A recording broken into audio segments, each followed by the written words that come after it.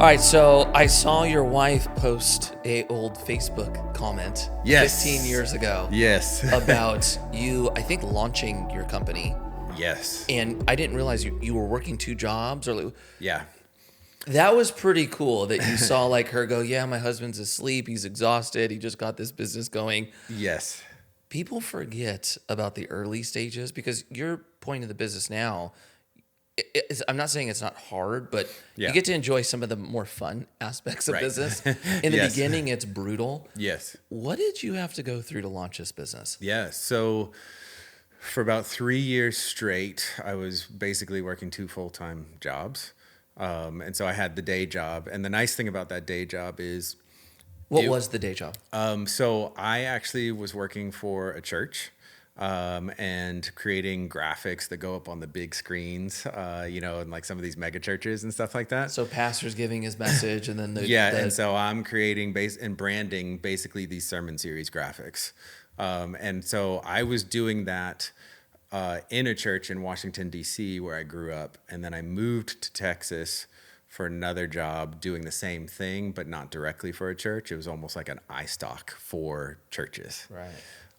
And while I was working there, the nice thing about it is it was strictly 8 to 5. No overtime, ever. No weekends, ever. And I honestly just started getting phone calls to start doing freelance work. And I had never freelanced in my life, like nothing. So, of course, that's like its own dopamine rush to like, oh, these people like want to hire me. Like, yeah, how much do I charge? And trying to figure out how much do you charge and all of that. So I got to a point where I was filling up my schedule, nights and weekends, and juggling a family, of course. My wife was stay-at-home mom taking care of the kids. And so I had gotten to a place where, okay, I can fill my schedule on the nights and weekends, but can I fill it with things that I care about? Like the extra cash is fun at first, but if you're not enjoying it, then it's like, can I be more selective? Can I do better work? Can I do stuff that I'm really stoked on? And so that work started getting me awards and recognition and things like that. You were doing graphic design like you were at the church, or are you doing something new at this point? This was nights and weekends. And No, I know, but I was same style work that you were being freelance for? So I always say design for the job you want, not the job you have. So I was literally creating sermon series graphics that looked like they should be on MTV, or looked like they should be a Nike like branded spot or something like that. And the church loved that because they were trying to be relevant and reach a younger generation and things like that. And so then some of that work allowed me to transition into doing things for local skate shops, literally doing skateboards for dirt cheap, T-shirts, helping skate shops brand. But I'm building my portfolio the whole time. Right. And then eventually that got to a place where it was actually real paying gigs from what I consider dream gigs. And I was having to turn down those dream gigs because I wasn't full time yet. Right. And so early on, filled that schedule. And then, as you mentioned, March 11th, which was yesterday, that Instagram post that you're talking about, my wife had in her Facebook memories that I was 4 days away from going out full time on my own. And so that was a really cool memory to see that like pop up. That was cool. And then our 15-year anniversary party is this Saturday. Unreal. So Yeah. when did you start moving into more like animation and movement? So Because that's kind of your guys' niche now. Oh, right? yeah. So I long before that, I've had multiple knee surgeries from skateboarding. And so when I lived outside of Washington, D.C., I grew up in that 90s era, skateboarding at Freedom Plaza, looking up to, Pepe Martinez, Andy Stone, Chris Hall, like that whole crew. I was just below them in age, but kind of idolized them in the 90s as they were coming up. And so through skateboarding, blew out my knees, tore my ACL, had to get surgeries twice, right knee, left knee. And I wanted to stay involved in skateboarding. I didn't want to just drop out, and you know how it is in skateboarding. If you're injured and you can't skate, what do we have in common right now? Call me when you're back on the board. Yeah, or pick up the camera, right? Yeah. So I picked up the camera and I started filming and editing skateboard videos. And so prior to that, I was just graphic design. Started filming and editing skateboard videos, and I was actually using iMovie. This was 1999, 2000 maybe, that this was happening. And I was using iMovie, but because I was a graphic designer, I was creating, title cards for my friends at their video parts. And I was literally using slide transitions in iMovie, like have this cool graphic slide in from the left, have this one slide in from the bottom. I didn't know what After Effects was. I didn't know what motion graphics was, any of that stuff. I ended up going out to take a course in Hollywood on Final Cut Pro, because I was like, no one's going to take this serious if I'm in iMovie. So I went out, took a course in Final Cut Pro, and what blew me away was I was in a course in Hollywood, and the people that I was in the class with were like editors for VH1. I'll never forget it. And they've done big broadcast productions, but they were having to transition from linear editing systems to digital computers. And we were on the same playing field. And that was such a weird thing to experience, and also realize like there's incredible opportunity. I don't have to know almost anything about all of the old video editing style. I can jump in right now, and I'm in the same class with these people that have been doing it for 20 years, and they're having a harder time learning new tricks, So you went through that kind of that was built your confidence to go, wow. Yeah. And it was a crash course. I was only there for 2 weeks, and I crashed with one of my friends that was living the skate dream out in California. Greg Harris, you probably remember him. I do remember Greg Harris. Greg Harris is in the commercial real estate industry now. Yes. Yep. Epic. I do remember that. Greg Harris and I actually had a little battle when we were young, because we were both flowed by the same companies, and we were both trying to like get on the team. Yeah. And him and I remember like I'd backlip a rail, and then he'd backlip it, or like vice versa. We just were like competing for that like make us AM spot. That's hilarious. Greg's a good guy. Yes. So was there a company that took you on that was the realization of, oh my gosh, I've got something here? Like, was there one company that turned everything for you?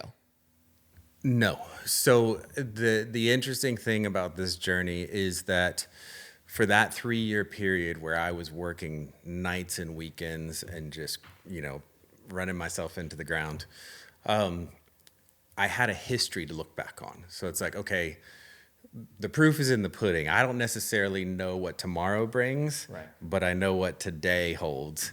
And so I was going out on a huge leap of faith, and I'm the only breadwinner in our family. So mom's at home with the kids. Yes.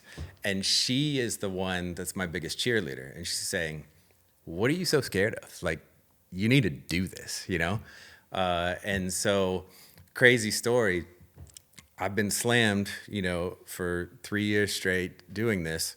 I've put in my resignation at a job that I liked. So I wasn't like a bad employee. I wasn't a disgruntled employee that just felt like I could do it better. I liked my job. I just felt like this is where I was called to move into the next phase. Right. And I was getting some awards for that work that I was doing nights and weekends that was giving me the confidence and things like that.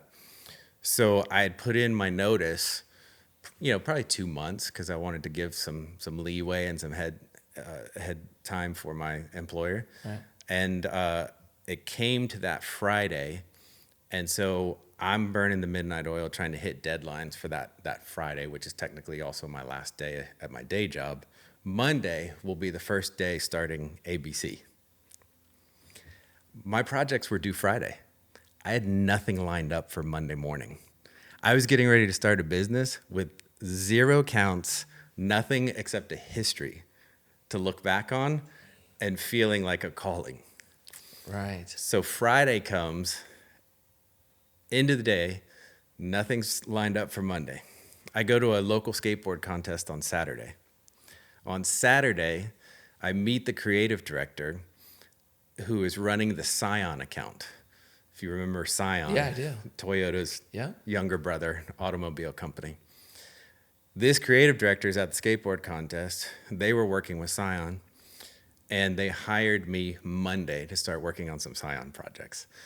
And the rest is history since then. It's just constantly like, don't necessarily know what the future brings, just know that there's a past that proves that we can afford to have 17 employees and continue to grow, things like that. So that's kind of how it's been for 15 years now. Dang. Yeah. So for anyone who is like good at a craft, like, you know, you were hired by the church to do the design, and then you stepped off to basically build a business. And that's different than you just doing your craft now, right? Maybe in the beginning, you're more DIY, managing everything and performing the work, but you get to a point where you're managing people or you're having to run the business as well. How hard of a shift was that for you? It is something that I think a lot of artists struggle with because they want to stay in the creative mind space. And so when I first launched out, and now I'm doing it full time, I remember feeling guilty and going to my wife at the end of the day and saying, hey, I've been on phone calls all day long for new work. It's here, it's coming, but I've done no billable hours yet. So I'm gonna have to work late tonight. So even though I was juggling two like full-time jobs before I started ABC, then I realized, okay, now that I've started ABC, I'm doing all of the emails and phone calls during the day, hanging out with the family for a few hours around dinner time at night, and then I'm going back in and I'm burning the midnight oil from 9 p.m. to 2 a.m. and starting it all over the next 8 years. It continued that way, right. you know? Right. So to your original question, like, yeah, it's a challenge because I had to basically play two roles. Right. I had to be the business guy and figure that out, but I also had to be the artist, and the artist really couldn't come out until nighttime. Right. But I do think there's a skateboard mentality to running a business, and what I mean by that is like, skateboarders tend to do it their own way, right? And they kind of tend to go against the grain, you know?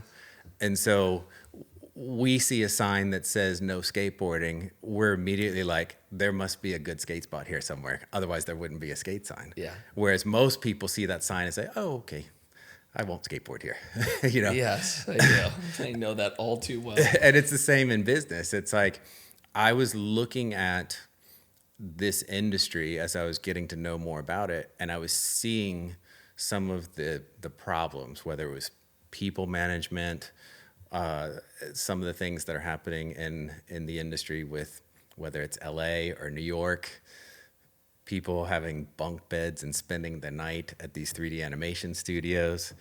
There's one very well-known studio had a guy commit suicide. Right. And so I'm looking at these things and I'm saying, that's not how you do this. Like, we're going to do it this way.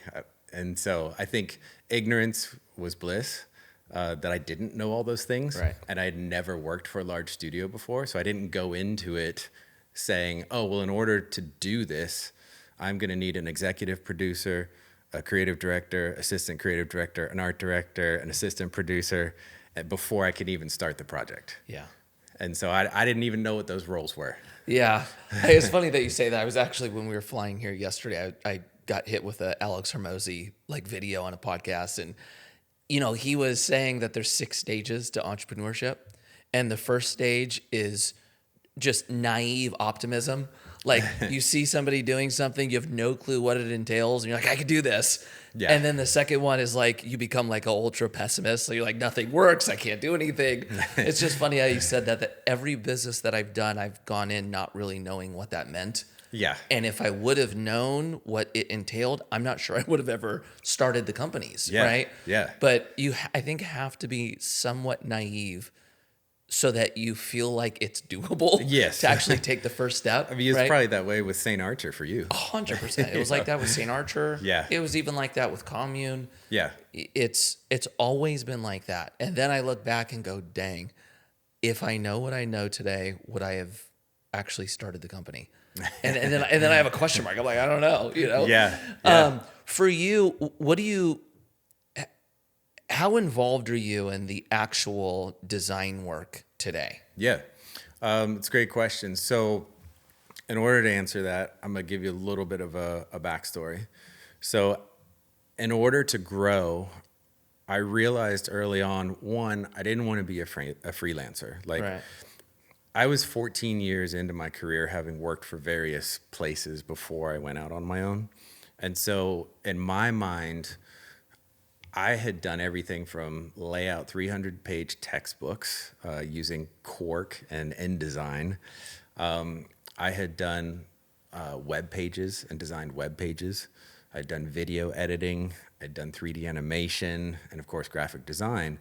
So I went out to start a brand, and that brand was already been chewed. And I started that, almost 3 years prior to going out on my own. So technically already been chewed as 17 or 18 years old. Right.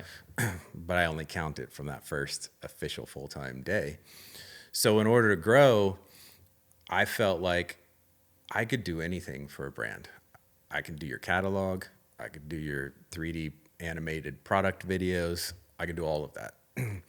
And so I never felt like I was a freelancer that needed to go work here for a day, work there for a day. Right. So what I would do in the early stages is I'm working with the client in what we call a concept phase. And in that phase, I'm developing the look and I'm developing what I call a sample animation. So this is the style of how it's going to go. And then I would be able to hire a freelancer to kind of finish out what I had started and gotten approved stylistically. And so that's how we started to grow, was go from there to the next project. And so to answer your question, that's almost how it is even 15 years later. Over time, I was still creating that test animation, creating that look dev, but then I wanted to hire people that were smarter than me and better than me. That's right. And I had seen from skateboarding certain brands and individuals that couldn't let their riders be better than them. They had to be the face of the brand. And I'm looking at this from a 3D animation standpoint. I'm like, that's not good that you have to be the face of the brand still. Right. Like, you've got to be able to let others come in and be better than you. And so that's what I started doing, is because I had built up a brand and it wasn't Barton Damer graphic designs, the brand could kind of create its own legacy and the legend of the brand could grow, which would allow me to attract more talent, better talent that had different skill sets than I had. Right. And so over time, okay, well, why am I going to create the look dev? I've got this team of people I'm paying. This does no good for the company if I'm in the weeds doing the work and they're sitting there and don't have work to do. Right. And so my mindset was always like, oh, I have the blessing to be able to hire people. That's not easy to do. And I think a lot of people take that for granted. It is really difficult to get to a place where you can bring on people and have their salaries. Yeah, that's right. And support that. Yeah. And that was much more challenging and a much more interesting opportunity to be in a position to be able to hire people than to feel like, well, I have to do all of this. I have to be the best artist here. I have to be the best at all these things. It's like, no, actually, my goal is to make sure that this business can run with or without me. And a lot of people over the years have said, that's impossible. Like, you are the brand. It's your look. It's your style. It's like, well, I appreciate that, but this thing will run with or without me. Yeah, that's right. Like, that's my goal. That's right. That should be the goal for any entrepreneur. Yes. Like, the goal is not to build a business that you're now a slave to. It's the same as a job, if not more. Right. Like, take the pressure off and just go work for somebody if that's the case. Exactly. You should be building something to run without you. I thought it was so interesting that you made the comparison to skaters and then the face of the brand. Yes. And how difficult it is for them to bring kids up that are ultimately going to take their shine from them. That's so interesting. Yeah.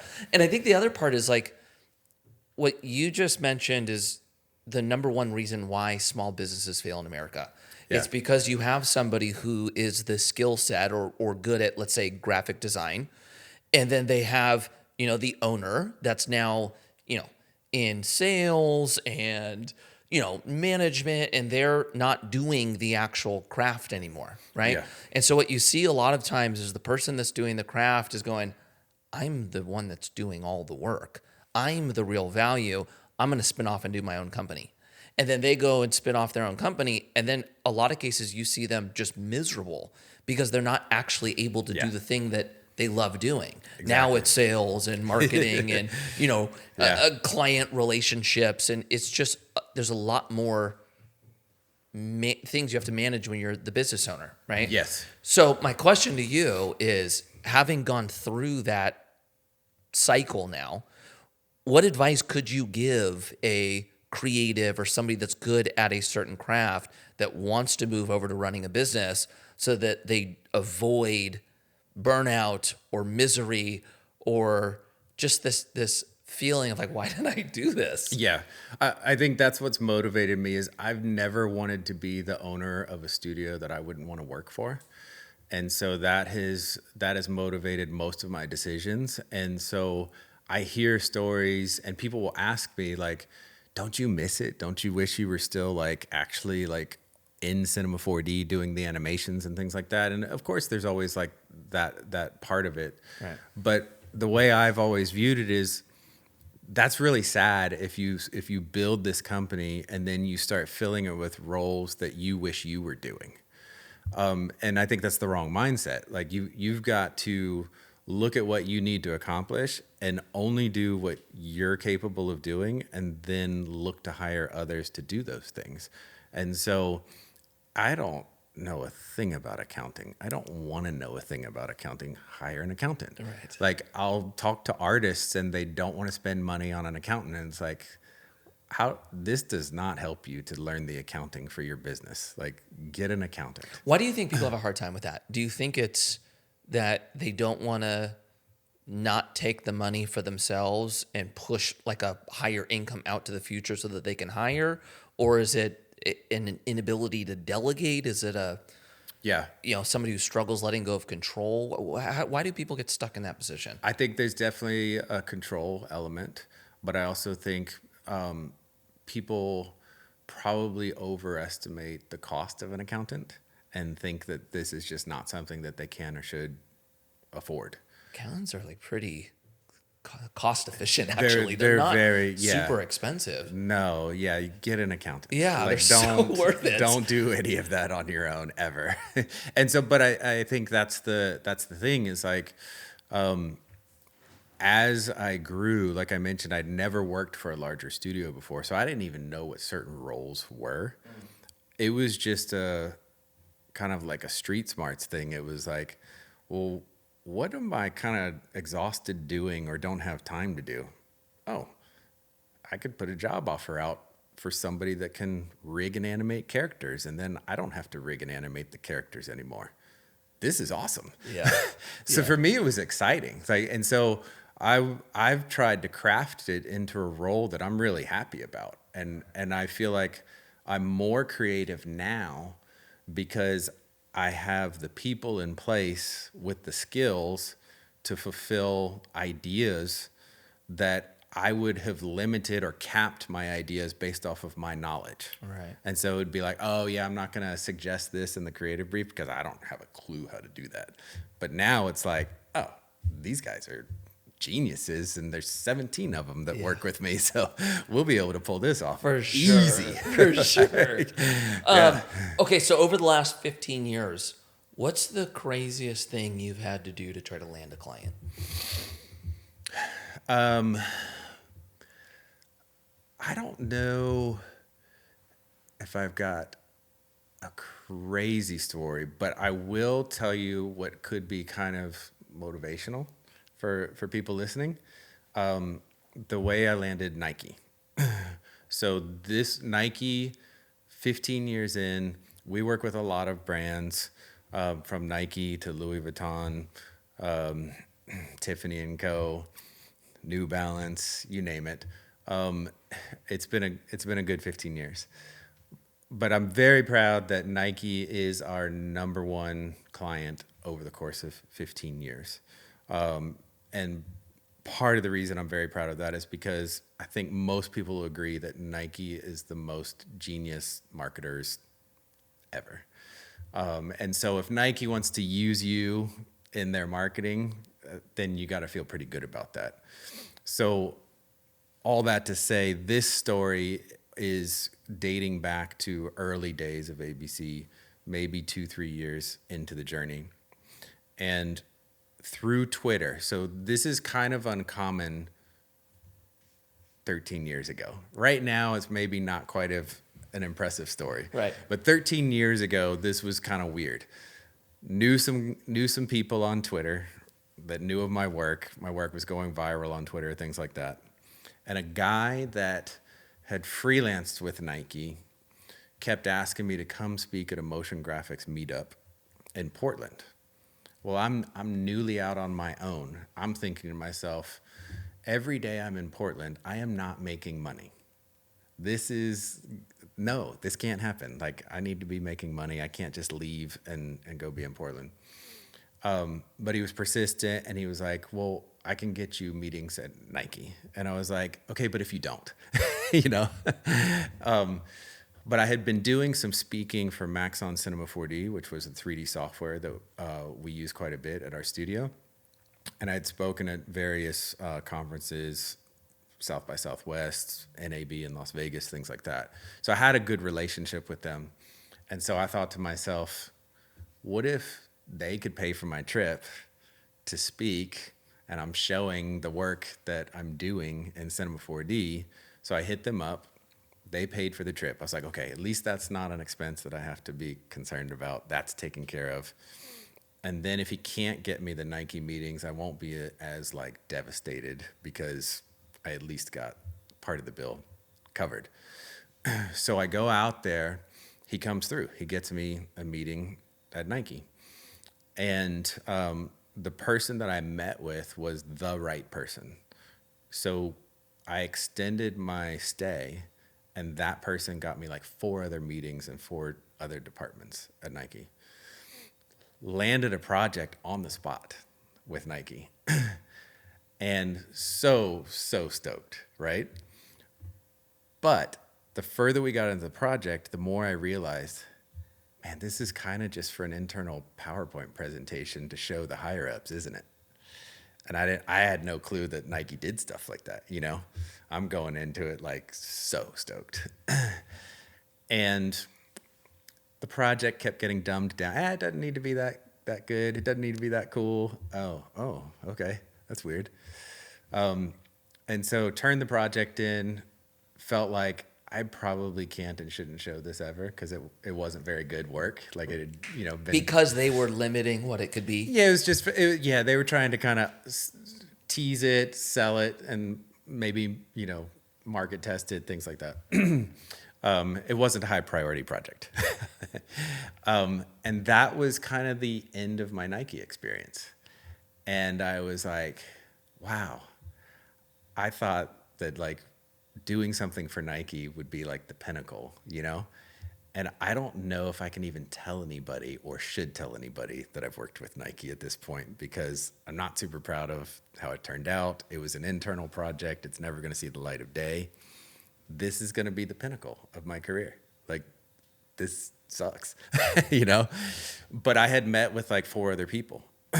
So I just kept bugging them and I kept sending them updates. They wouldn't return my emails.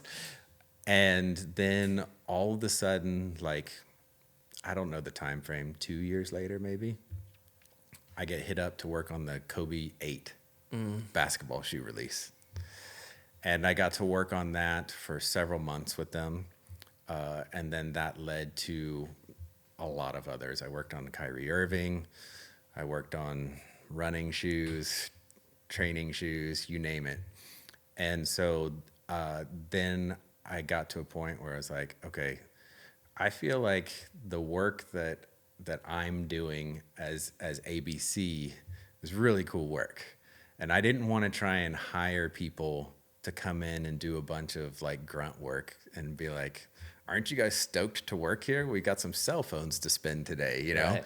But I was like, no, this is cool work. I feel like I could find some people to help me at this point do some of this really cool work. And so that was kind of like some of the beginnings there. And it's just, I think the persistence of like, I had nothing to lose. I had a family to feed. I just kept emailing them. I wasn't shy. I wasn't bashful. Funny story. The advertising space, particularly around brands and products, it's a very much a don't call me, I'll call you relationship. Okay. So I've continued to email some of those same people for the last 12, 13 years. And some of them never get a response from them ever. And then like right before the Olympics, I send out an email to this guy that I'm like, he doesn't respond to me, but once a year, I'm just going to send him stuff. He responds. He's like, I've been keeping up with all the work. It looks amazing. I got something for the Olympics we want you to work on. I've been just keeping in contact with this guy for 12 years, hearing nothing from him whatsoever. And so it's just kind of wild. But that whole story, like people would have looked at the original ask from a guy I don't actually know on Twitter, taking, you know, the risk of flying out there, and maybe he gets me 0 meetings at Nike. And then once you actually land it, it's not a very exciting, sexy gig. That could have been the end, and that could have been it. And then it turned into just a great working relationship. Yeah. So was the Kobe 8 video? That particular one wasn't a video. That was working on the, like what they call the hero image or the key visual. Yeah. Okay. So was there a video that you made that went viral to the point where it changed everything? There've been a few. Yeah. What was the first one where you went, holy crap, I've got something? Well, in the early days, when I was just learning Cinema 4D, it wasn't video, it was a still image. But it was one of the first times I used Cinema 4D. And again, this was when Twitter was like infancy, like everybody would retweet everything back then. And so I created this artwork, and it was the word collide, and it was made out of 3D typography. And it went viral for that moment on Twitter. I get an email from the CEO of Maxon. And the first thing that I'm thinking is, he knows I have stolen software. I'm in big trouble. But it wasn't. He was actually like, he was saying how much he loved it and thought it was amazing. And he wanted to know if I'd be willing to speak at South by Southwest. And he'll actually be at the party Saturday. Oh, epic. He's a huge part of my story, and this is giving me the confidence to keep going and learning more and doing 3D animation and things like that. That's cool. So I'm sure you've seen, areas of opportunity throughout the years in probably both the advertising space and just kind of marketing as a whole. Yeah. What are you seeing right now in advertising or marketing that is just wrong? Like people are just making a mistake with how they're going about either design or their process. Well, I touched on it earlier. Staffing's an issue. It's a known issue. We've had almost like a battle within our industry where there was a time where studios, particularly Los Angeles and New York, were just burning people out. And you would have super talented people who were done with this industry by the time they're like 28, 29 years old. And I was, I guess, like a late bloomer. Like I didn't even start ABC until I was 33, 34 years old, something like that. And here I am just starting ABC, and people are burnt out 6 years before my age, that I'm jumping into this. And so a lot of it was, mismanagement, not respecting people's time, their private lives, the things they want to do. And I did not, I'm not going to color code it, but I didn't raise and bring ABC up by working 40 hours a week. I mean, we've already covered this. I was working a lot, but I didn't want my employees to do that because this is not their business. And I wasn't going to put that on them. That's my problem. That's not theirs. And so we've always kept things 40, 45-hour work week. If we have to, interfere with your time, we're going to give you as much heads up as possible. We're going to pay you overtime, or we're going to give you comp time like the next week as soon as possible. And so those have been some of the standards that we've had. And as a result, I've got a team of senior motion designers that are mid 30s to early 40s now, which are defying the norm, because it ends up being a game of producers, creative directors, and executive producers that are in their 40s burning out 20-somethings to actually get the work done. And so thankfully we've got a great team, and they appreciate not having the burnout. And I've always viewed it as, I love having a great team, and I feel like if I can take care of that team, that allows me to take care of the clients. Whereas a lot of business owners, they'll take care of the clients, they'll just find another team if they need to. Yeah, I actually think that's such an important point, because there's different stages of it, right? Like, take corporate America out of it, because corporate America, they've got their own mess that they're dealing with. But for companies like ours, in theory, it should be a better work experience because you're small and nimble, and losing somebody makes a much larger impact to our company than maybe a Fortune 500 company, right? But in the startup phase, you're just like out there just grinding, like you said, right? There's too much to do and not enough people. And so you have to find ways to make it so that your team wants to be there. The culture is, super important. This is somewhat of a tangent, but I just made a video about this place this morning. So frustrated, right? We roll up, and this is back-to-back Airbnb. So I'm like hot on Airbnb. I saw your Airbnb rant. I'm like, oh, he got another one. I got another one back-to-back. So I'm just going to use this moment to just highlight where they're missing it. Because even though it's not clients, it's customers, right? And it's like something like the grass out front. Cut the freaking grass. This is such an easy thing to do. Cut the grass, right? Like, there was no soap, no shampoo, no nothing. And we had to go to Target to go buy that. This is bad client experience. It makes the client not want to come back, right? You also have that with your employees. Like, if you're creating an environment that's miserable, you've got a lifespan on your team, and you also have a max on what they're willing to give to it. Yeah. And that's hard for a business, especially when you're competing against other businesses. If they do that part right, they have a team that wants to be there, that's excited, that's motivated. They're going to put out better products or services. Yes. I think that one's really important, and I don't think it's easy to do. Yeah. That one, just thinking about our company, the culture side, we have to work hard on. That part is just hard to do right, but it's really important. Yes. Yeah. What do you think the biggest investment that you've made in your business that paid off was? I mean, in creative services, it's always going to be the people. Yeah. So investing in the people, making sure you can pay them as much as you can. I have this saying, I don't know, you might have some thoughts on it. Would love to hear it. But I always say, you never want to work for a cheap boss, because they're not going to spend money on you if they don't spend money on anything else. And so I think you want to try to, take care of the people that are there, because it is harder to find people. Yeah. And it is harder to attract talent too if word gets out. Yeah, that's interesting. I never thought of that. Yeah. I don't think you're wrong. I think it depends on who your boss is, right? Yeah. Or who the founder is. Like, if your founder is more of a sales marketing type of founder, you're probably going to be fine.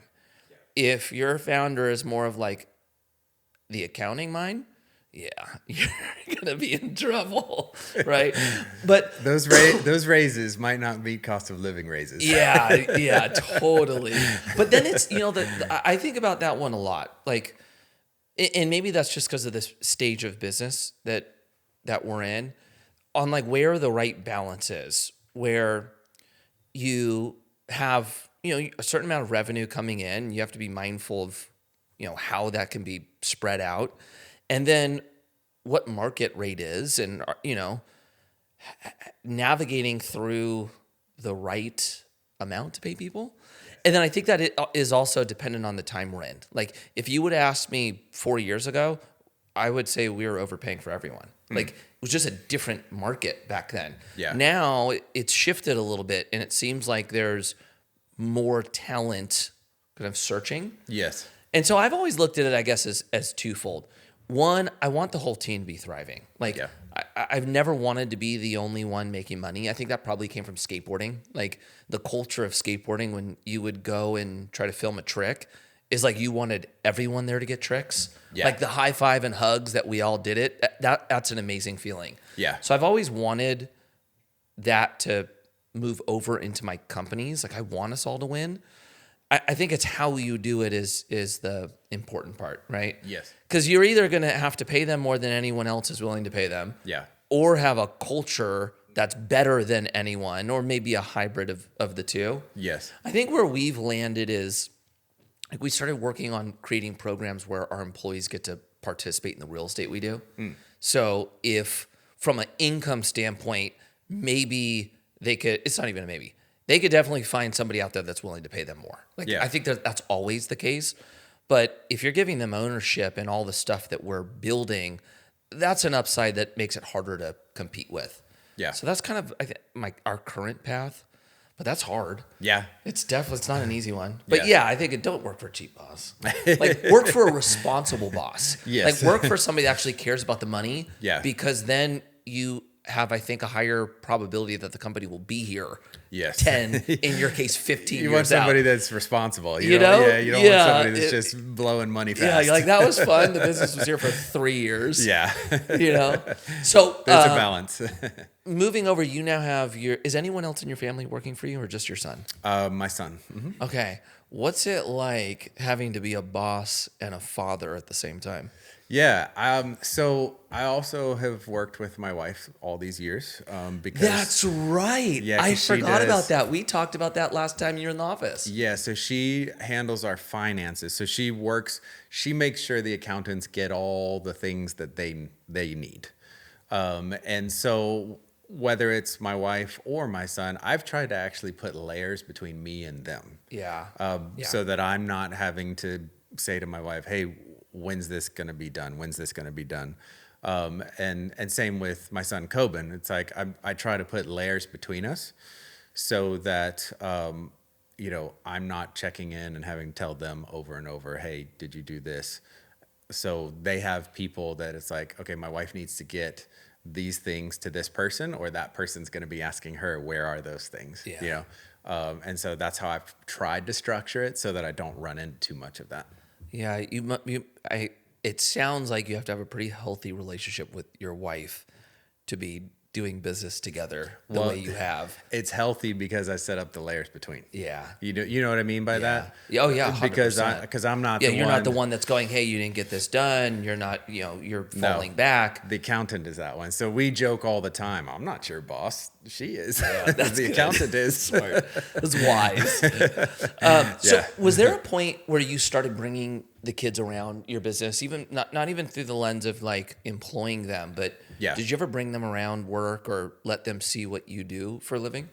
I mean, it was unavoidable because at first it was out of the house. Right. So it was out of the house and then made the step to move out of the house. And so they've definitely been a part of that process. But as they got older, my son, it just made a lot of sense because he's into a lot of the brands that we work with. He tips me off to a lot of the brands that we should be working with. And so as he got older, it made sense for him to come on and help us in like a sales role, right.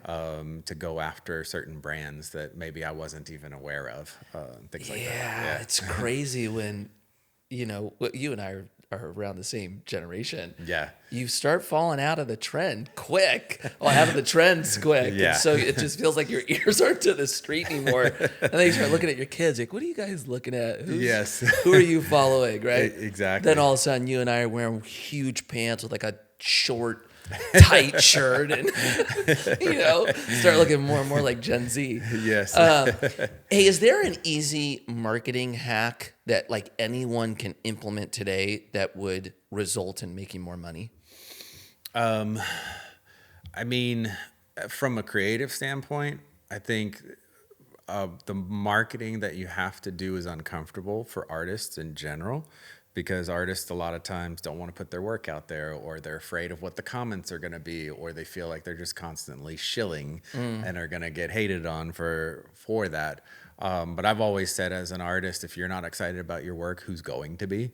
So you have to be vocal about it. Like, you have to let people know that this happened. Like, so for instance, before I went out on my own, 2009, I won Digital Artist of the Year for Computer Arts Magazine. That would basically be like winning SOTY for Thrasher. Big deal. The only problem is it just kind of happens online, and you don't get a celebration. You don't get to go on tour afterwards. Like, it's just like, oh, I won this thing. Cool. Back to my day job. And so you really have to let people know this is a big deal. It's a big deal for me. Hopefully it's a big deal for you too, because that's what leads to opportunities. And so from a marketing standpoint, I've had people, we've landed NFL teams. And when I asked them, how'd you hear about us? They're like, oh, I've been following you for almost 8 years now, ever since you did that South by Southwest talk. Sick. And when you talked, I was in college, but now I'm the art director at this football team, and I have been given the pocketbooks, and I want to work with you because I've followed your journey for the last many years. That's kind of regular, which is interesting. Yeah, that is a good point. Yeah, and that's something that, it's actually something I have to remind myself about pretty frequently. Yeah. Is you can't assume that everybody knows everything about you, or you have to bring the audience along multiple times and fill them in as if this is their first time coming back, right? And or their first time being here. And a lot of times I'll even forget to like re-highlight things that I've done because I'm like, oh yeah, I posted that once. Yes. Everyone that follows me every day and sees a new post knows everything I post. It's such a bad way of thinking about it. But somebody I've noticed does it well is like Paul and Heath and all of them at Primitive. Yeah. Like, they'll blow something out. Like, we're doing this and it's like 40 million posts and it feels like it's overkill. But I think if you're like actually playing the odds of the amount of people that are checking in per post, and you're not leaving anything on the table, which I think is good. Yeah. So we're always looking for ways to show the same content slightly different. Yeah. So even just little things, like the first time we posted it in a vertical format. A week later, we posted it in the horizontal format. A week later, we posted it and we showed it on the TV screens in our studio. Yeah. And because every time somebody enlightens to it in a different way, because you showed it to them differently and it finally makes sense for them, So that is something that I think you have to do a lot of that, and it's funny that you mentioned the skateboarding aspect of things, because it's so true. You film a video part and then what? You're kind of like, well, I did that video part 5 years ago. Haven't you seen it? Right. And I'm like, well, no, I kind of want to see like a compilation of all your best front feebles. Yeah. Like, pull it from all the video parts you've ever done and just make that an Instagram post. Yeah. Like, but there's kind of like they've seen that. Yeah. But it's like, I'm sure there's plenty of, influencers that you follow and that I follow. And I started noticing like their content window is maybe 3 months. 100%. And then they repeat it because they've got new followers. And so we'll do that. We'll post work that's 8 years old, work that we did for Star Wars like 8 years ago. We'll post it today. Never fails. We don't say the year that we did it, and the comments will be like, you guys keep getting better. This is so sick. That's right. It's like, awesome. I'm glad you think we're getting better. We did this 8 years ago. That's right. Yeah, I'll have, because of social media and how it works today, you'll get a lot more people that will repost your content even from a long time ago. Like, if a video goes viral, it moves into like the viral bucket that you then see other people grab from and like use your video to promote something they're doing. Yes. And so I do get that reminder. Like I had a video, my first viral video outside of skateboarding, like, entrepreneurship type video. And it went viral. And that was the one that moved the needle for me. I still see people use that today. And I'm like, dang, you know what? I bet you if I repost it, there's now a lot of people that follow me that never saw it. Yeah. I think that's a good reminder. Like, it's okay if you feel like you're repeating yourself, and it's okay if you're using stuff that you've done in the past. You just need to be, I think, evolving overall. Yes. Right? Yeah. But yeah, that's a good point. All right, I'm going to ask you something. It might be very uncomfortable for me. You being my friend, you follow the brand. Yeah. You're an investor with us. Yes. And you have a phenomenal eye when it comes to just branding overall, marketing, advertising. Yeah. What do you see on Commune's end? Yeah. That we could be doing better? Well, let me tell you what you're doing good. Thank you. I appreciate that. Because I think any of the companies that you've been involved with, because correct me if I'm wrong, you were involved with Sovereign at one point, or Sovereign Skateboards. All those brands to me have a very strong aesthetic and a very good aesthetic. And I feel like you took that into Commune with you. Right. So it's a very modern, very, I would say it feels expensive. So it's got a very premium feel to the branding that you've done. All right. Yeah. So I do think genuinely think that. Yeah.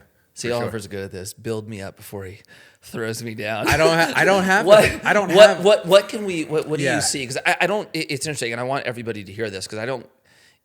A lot of times we have our team, and we can get stuck in kind of our bubble in a sense, and you don't get feedback from people that you really trust outside looking in. Yeah. And so I'm like genuinely asking, and then everybody else that's watching could just run around with us.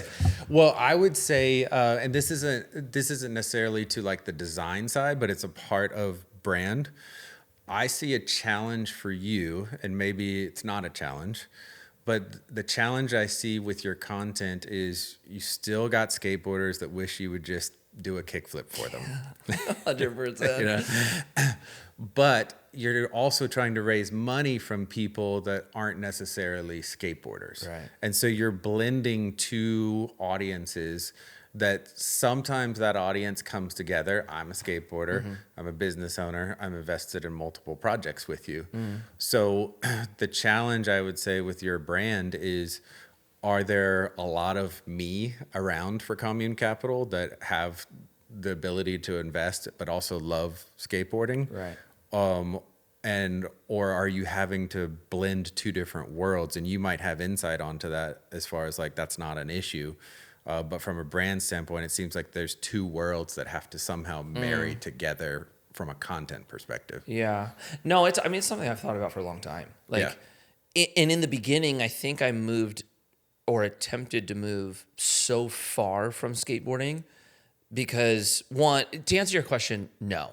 It's a very small percentage of people that are into skateboarding that can make the investment into at least the real estate we do. Sure. It's not a lot. Yeah. Right? And I think the second part is if what I'm building requires the ability to have people trust what you're doing and want to invest in with you, and that audience is not skaters, then how do you build something online that portrays trust with them? Yes. And skateboarding, I didn't think fit in that. Yeah. Right. Yeah. I would say now I'm a little bit more comfortable because I've had so many investors come in now over the years that know nothing about skateboarding. Yeah. And then they hear it and go, oh, that's kind of cool. Yeah. Right. But skateboarding is not front and center any longer. Right. If skateboarding was front and center. Yeah. And I think I was talking to a skate audience. Yes. I think I would have less investors for sure. Yeah. The how you blend them together, I think about that all the time. Yeah. There are offerings you can create now where you don't have to be an accredited investor. Yeah. So, the income threshold and net worth threshold go away and the minimum investment goes down. Yeah.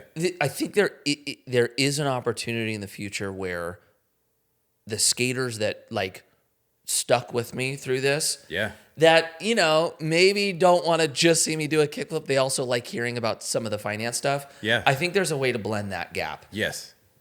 But for the skater that just followed me for skateboarding, yeah, that leaves the comment, "This ain't it."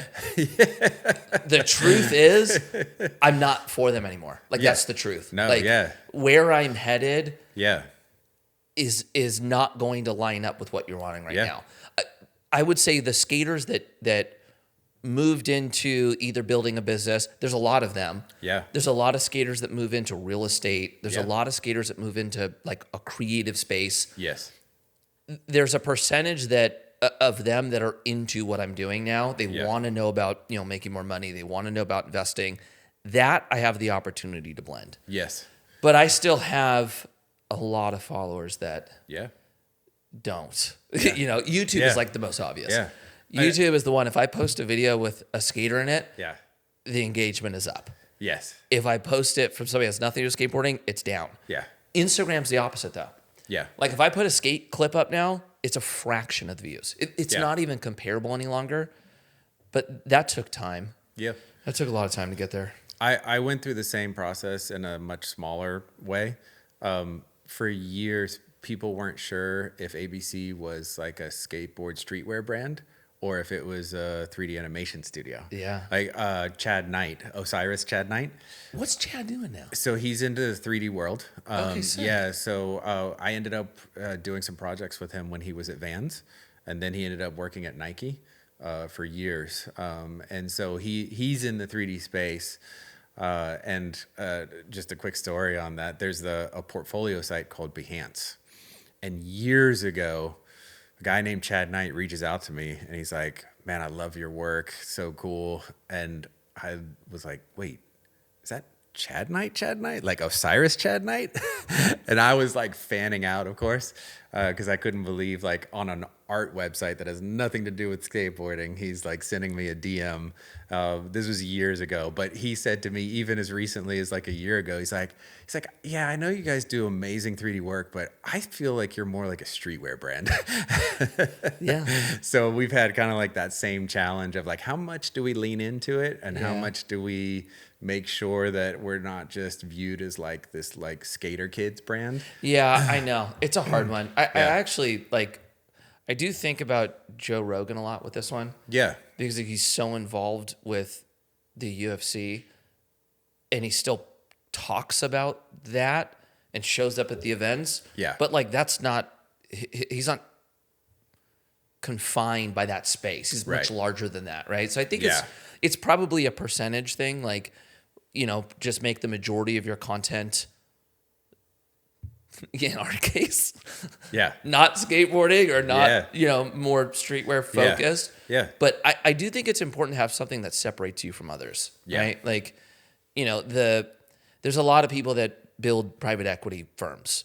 And if that's all I am, well, that's hard to separate myself, right? Yeah. No, a that's skater that did it, okay, that's unique. Especially in California. You know, 100%. Yeah. So I think it's just the balance of the content you're putting out that you're making sure is speaking to the right people that drive in, whether it's leads for clients or investors in my case. You just have to be speaking to the right people. Yeah.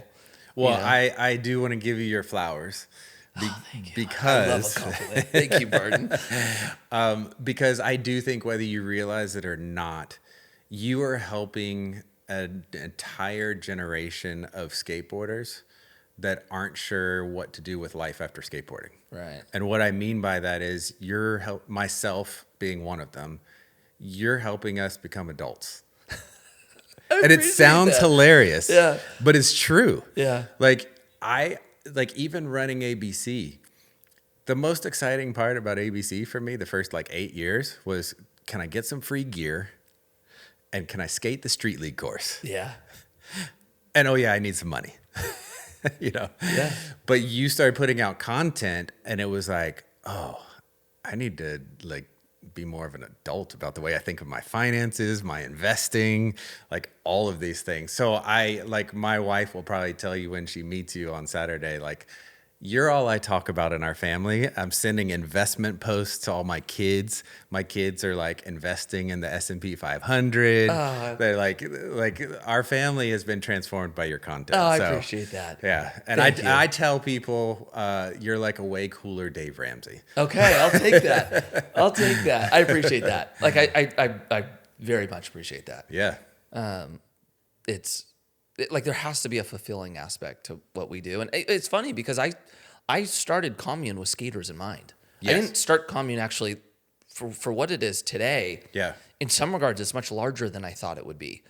Mm-hmm. I just wanted to help the skate community get through the industry when their time was up and actually have a bright future. Yeah. That it was very like niche focused in the beginning. Yeah. I just realized after we launched it and started talking about social that there's a lot more people out there that are actually scared of the future because the financial planning isn't there or wasn't there. Yeah. And it crosses over on, so many different industries. Yeah. You look at our investors, they're all over the place. It's like you have lawyers, you have doctors, you have business owners, YouTubers, athletes, a lot of people in sales. You're not to be good with money and ultimately become financially free. It's a challenge that I think everyone faces. Yeah.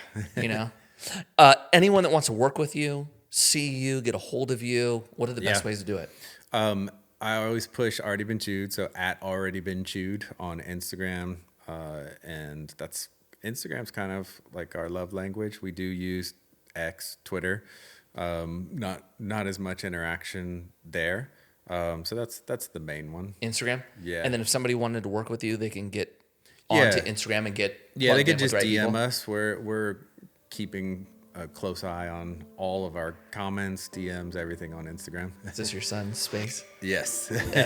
All right. Yeah. Well, dude, guys, thank you for being here. Thank you for just being such a good friend. Yeah. I can't wait to celebrate 15 years of your business this weekend. Thanks for coming out for it. Heck yeah. Super Thanks, stoked. Big